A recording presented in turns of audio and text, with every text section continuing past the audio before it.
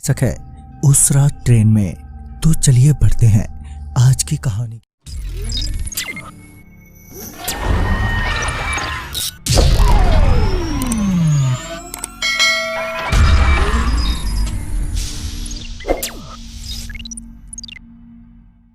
और ये बात तब की है जब मेरी सहेली अपने माँ के साथ अपनी नानी के घर जा रही थी। वो दोनों स्टेशन पर सही समय पर पहुंच गए थे और अभी भी ट्रेन को आने में 15 मिनट का वक्त बाकी था। मेरी सहेली अपने माँ के साथ टिकट लेने के बाद प्लेटफार्म पर अपने ट्रेन के आने का वेट ही कर रहे थे कि एक आदमी उनके पास आया और बोला, बहन जी कुछ खाने को हो तो दे दो, बहुत दिनों से कुछ खाया नहीं है। उस आदमी की हालत कुछ खास अच्छी नहीं थी। वो कई दिनों का बहुत भूखा लग रहा था। तो मेरी सहेली ने उस आदमी को अपना बिस्किट का पैकेट उसे दे दिया, क्योंकि उस वक्त उनके पास सिर्फ वही बिस्किट का पैकेट था।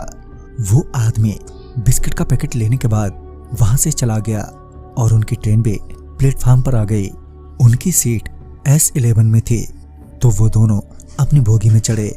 उनके साथ और भी बहुत लोग उस बोगी में चढ़े थे, मगर ट्रेन के खुलने के तकरीबन 10 मिनट बाद ही सभी लोग धीरे धीरे करके दूसरी बोगियों में चले गए।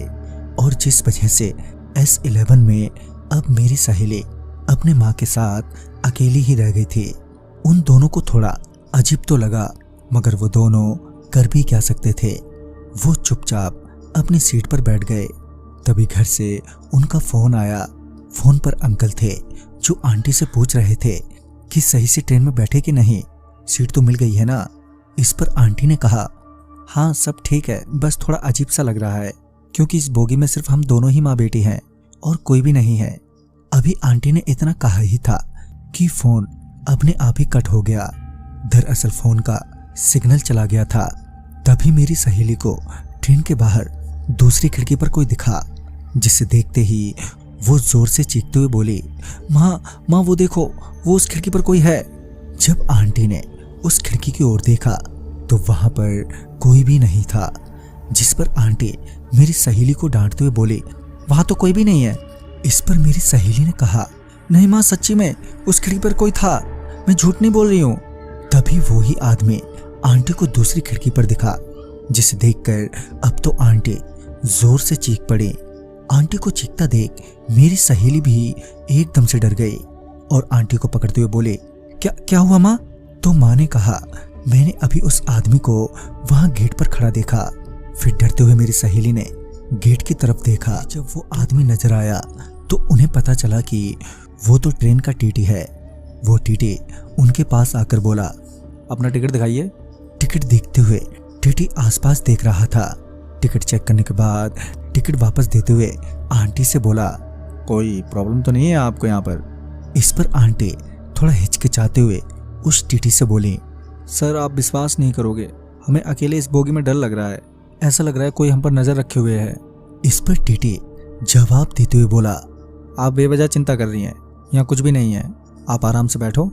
और ये बोलकर वो टीटी वहां से चला गया। उस टीटी के जाते ही एक आदमी खून से लथपथ भागता हुआ आंटी के पास आकर, वो आदमी जो खून से लथपथ था वो एकदम से गायब हो गया। उसके गायब होते ही टीटी भागता हुआ उनके पास आया और उनसे पूछा, अरे बहन जी आपने कोई आदमी देखा जो खून से लथपथ था? इस पर आंटी ने बताया कि हाँ सर, मगर वो गायब हो गया। इसके बाद उस टीटी ने आंटी और मेरी सहेली को उस बोगी से दूसरी बोगी में शिफ्ट कर दिया।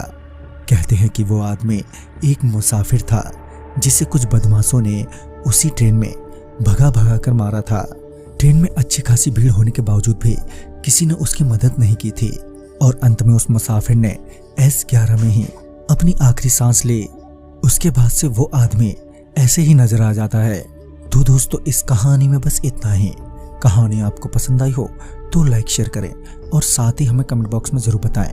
तो मैं आपका दोस्त राजकुमार जल्द ही मिलूंगा ऐसी ही एक नई कहानी के साथ। तब तक के लिए बाय एंड टेक केयर।